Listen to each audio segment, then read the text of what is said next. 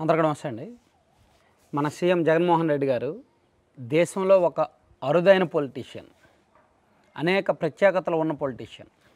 బహుశా అంటే ఇన్ని అవినీతి కేసులుండి ఇన్నాళ్ళు బెయిల్ మీద బయటున్న సీఎం బహుశా ఎవరు లేరేమో. అయితే అత్యంత జనాదరణ ప్రజాదరణ ఉంది కాబట్టి ఆయన కేసుల్లో కూడా రాజకీయపరమైన కక్ష సాధింపులు ఉన్నాయి అనే టాక్ ఉంది కాబట్టి ఆయన కాంగ్రెస్ని ఢీకొట్టడం, కాంగ్రెస్ నుంచి బయటకు రావడం, ఆ సందర్భంలో కాంగ్రెస్ అధికారంలో ఉంటూ ఆయన మీద కేసులు నమోదు చేయడం, ఇటువంటి వాదన కూడా బలంగా ఉంది కాబట్టి కాస్త కేసుల్లో అటు ఇటుగా తీర్పులు వస్తున్నా వయా మీడియాగా వెళ్ళిపోతున్నారు. అయితే ఇప్పుడు రఘురామకృష్ణరాజు గారు ఊరుకోవట్ల. రఘురామకృష్ణరాజు గారు జగన్మోహన్ రెడ్డి గారి మీద ఉన్న కేసులను వెంటాడుతూనే ఉన్నారు. ఆయన బెయిల్ రద్దు చేయాలని ఒక పిటిషన్ వేశారు. అలాగే ఆ కేసుల విచారణను మరో కోర్టుకు బదిలీ చేయాలి, ఆంధ్రప్రదేశ్కు తెలంగాణకు సంబంధం లేని మరో రాష్ట్ర హైకోర్టుకి, సిబిఐ కోర్టుకి ఎక్కడికైనా బదిలీ చేయాలని రఘురామకృష్ణరాజు గారు 2 పిటిషన్లు వేశారు కదా. ఆ పిటిషన్ల మీద విచారణ జరిగింది. ఈరోజు సుప్రీంకోర్టులో విచారణ జరిగింది. సుప్రీంకోర్టు కూడా షాక్ అయింది. అసలు ఇన్నాళ్ళు కేసుల విచారణ ఇన్నాళ్ళు ఎందుకు సాగుతోంది? ఆయన ఎప్పుడో 2013 సెప్టెంబర్లో జైలు నుంచి బయటకు వచ్చారు. 2012 మే నెలలో అరెస్ట్ అయ్యారు జగన్మోహన్ రెడ్డి గారు. 2013 సెప్టెంబర్లో బయటకు వచ్చారు. దాదాపుగా 10 ఏళ్ళు దాటింది ఆయన బెయిల్ మీద బయటకు వచ్చి. ఇన్నాళ్ళు ఎందుకు? ఇప్పటికీ కూడా ఆ కేసుల విచారణ ముగింపు లేదు. ఫైనల్ ఛార్జ్ షీట్ వేయలేదు, కేసులు క్లోజ్ చేయలేదు. ఆయన తప్పు చేశాడు అనడానికి ప్రాథమిక ఆధారాలు చూపించారు, ప్రాథమికంగా ఛార్జ్ షీట్లు వేశారు తప్ప నెక్స్ట్ దశకు కేసుల విచారణ వెళ్ళలేదు, సాక్షుల విచారణ జరగట్లేదు. సో ఇవన్నీ ఎందుకు జరుగుతున్నాయి?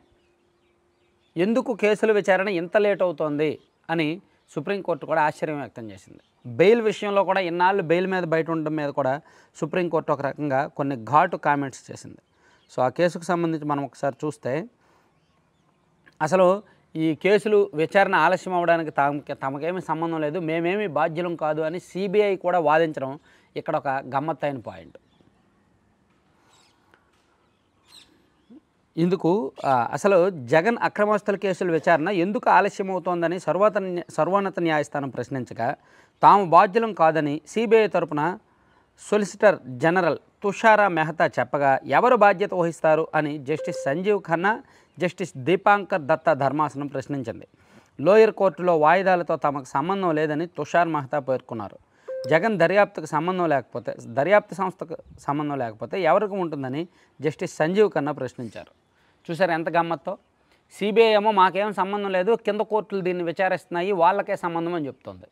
కానీ ఇక్కడ దర్యాప్తు సంస్థదే కదా బాధ్యత.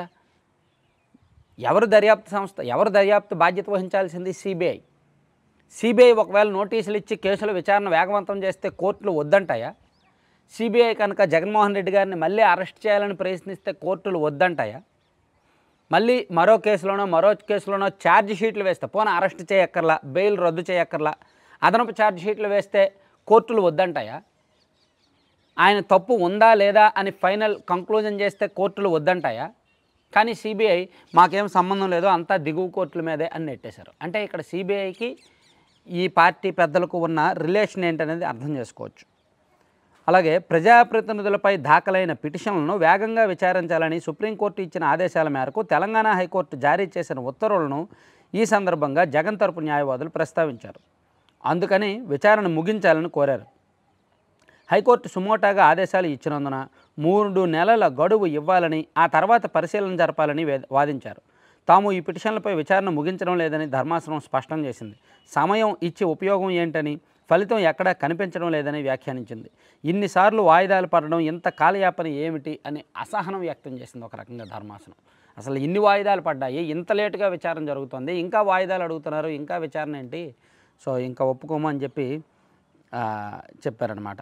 అలాగే రాజకీయ దృక్పథంతో ఇక్కడ పిటిషన్ దాఖలు చేశారని జగన్మోహన్ రెడ్డి గారి తరపు న్యాయవాది నిరంజన్ రెడ్డి గారు వాదించారు.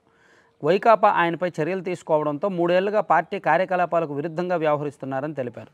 రఘురామపై అనర్హత పిటిషన్ దాఖలు చేసినందునే ఇటువంటి పిటిషన్లు దాఖలు చేశారన్నారు. తాము రాజకీయ వ్యవహారాలను పరిశీలించడం లేదని, కేవలం న్యాయపరమైన అంశాలనే పరిశీలిస్తున్నట్టు జస్టిస్ సంజీవ్ ఖన్నా తెలిపారు. విచారణ ఆలస్యం ఎందుకు అవుతుందనేది ఇక్కడ ప్రధాన అంశమని, ఇంతకాలం నుంచి ఒక్క డిశ్చార్జ్ పిటిషన్ అయినా పరిష్కరించారా అని ప్రశ్నించారు. చూసారా, అసలు ఒక అంత సీరియస్ కేసుల లక్షల కోట్ల అవినీతి, అలాగే 43,000 కోట్ల అవినీతి జరిగిన సిబిఐ ఛార్జ్ షీట్ వేసిన కేసుల్లో విచారణ జరగట్లేదు. వాయిదాల మీద వాయిదాలు పడుతున్నాయి. డిశ్చార్జ్ పిటిషన్లు వేయట్లేదు. డిశ్చార్జ్ పిటిషన్లు పరిష్కరించట్లేదు. అదనపు ఛార్జ్ షీట్లు వేయట్లేదు. కేసులు కంక్లూజన్ ఇవ్వట్లేదు. కోర్టుల్లో కూడా అడ్డగోలుగా వాదిస్తున్నారు. మరి దీన్ని ఎవరిని తప్పు పట్టాలి?